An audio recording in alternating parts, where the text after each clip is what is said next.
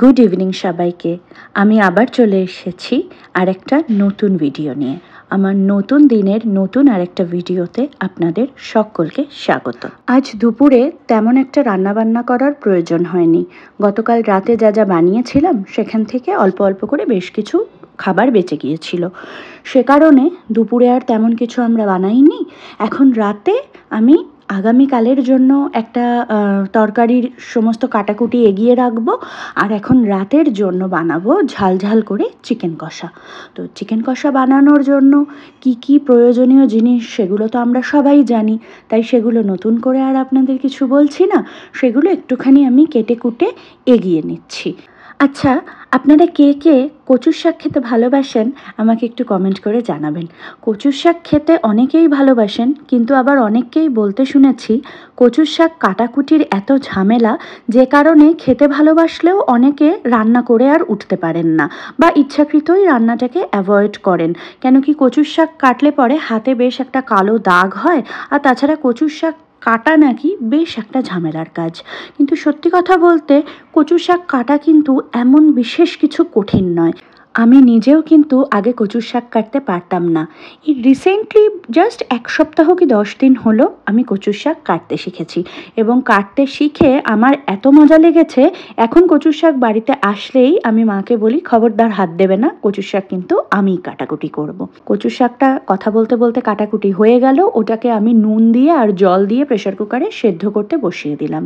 কাঁচা ছোলা ভিজিয়ে রাখা আছে, আগামীকাল কাঁচা ছোলা নারকেল দিয়ে কচুর শাকের তরকারি করব। আর মাংসটাকে একটুখানি আমি দই দিয়ে মাখিয়ে রেখে দিয়েছিলাম রান্নার আগে, সুবিধে হয়, অনেক সময় অনেকে রান্নার পরেও দেয়। মাংসটা রান্না করতে করতে হলুদ আর লঙ্কা গুঁড়ো নিয়ে ভীষণ কনফিউশনে ছিলাম। আমি তো ভেবেছিলাম চিকেন কষা করব, কিন্তু তারপর মনে পড়লো যে আমার হাজব্যান্ড অনেক দিন ধরে ধনেপাতা মুরগি করছে। তো ফ্রিজে দেখলাম বেশ একটা বড় কাঁচের বাটিতে ভর্তি ধনেপাতার চাটনি রাখা আছে, হোমমেড চাটনি যদিও, রসুন কাঁচা লঙ্কা দিয়ে ধনেপাতা বেটে লেবুর রস আর লবণ এবং একটু সর্ষের তেল মাখিয়ে রেখে দেওয়া থাকে।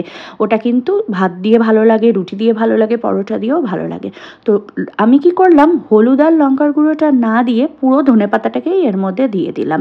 যেহেতু ওর মধ্যে বেশ রসুনও দেওয়া আছে, একটা খুব সুন্দর এটা থেকে গন্ধ আসে। আর এই ধনেপাতা মুরগিতে কিন্তু হলুদ বা লঙ্কার গুঁড়োটা তেমন একটা ব্যবহার হয় না, কারণ ধনেপাতার মধ্যে প্রচুর কাঁচা লঙ্কা দেওয়া আছে। এই গোটা জিনিসটাকে এবার ভালোভাবে কষিয়ে কষিয়ে মাংস আর আলু সুসিদ্ধ হওয়া পর্যন্ত রান্না করে নেব। আমাদের বাড়িতে চিকেনের বিভিন্ন রকমের পদ করলে পরেও চিকেন কষাটাই আমার যেন বেশি ভালো লাগে। কিন্তু যাই হোক, হাজব্যান্ড যখন বললেন তখন ওর মতন করে দিলাম ওকে একদিন। আর এই কষা মুরগির সাথে বা এই ধনেপাতা মুরগির সাথে আমার হাজব্যান্ড বলে গেছিলেন ও মেথির পরোটা খাবে। তো মেথির পরোটা যখন খাবে, মেথি পাতা আমার ঘরে এনে রাখা ছিল, সেটাকে ভালো করে কুচিয়ে নিয়েছিলাম, লবণ দিয়ে মেখে রেখে দিয়েছিলাম পাতাটাকে একটু নরম করার জন্য।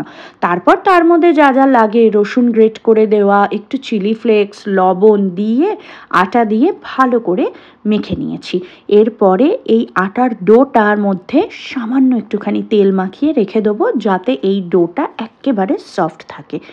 এই মেথির পরোটাটা কিন্তু আবার আমি শুধু শুধুও খেতে ভীষণ ভালোবাসি। শুধু শুধু বলতে হয় দই দিয়ে অথবা কোনো একটা আচার দিয়ে, আমার প্রচণ্ড ভালো লাগে খেতে।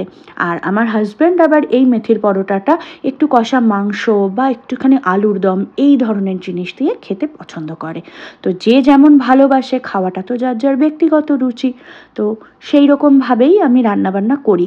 আমাদের বাড়িতে একটা চল আছে জানেন তো, খাওয়া দাওয়া নিয়ে আমরা কেউ কারোর ওপরে না কোনো কিছু চাপিয়ে দিই না।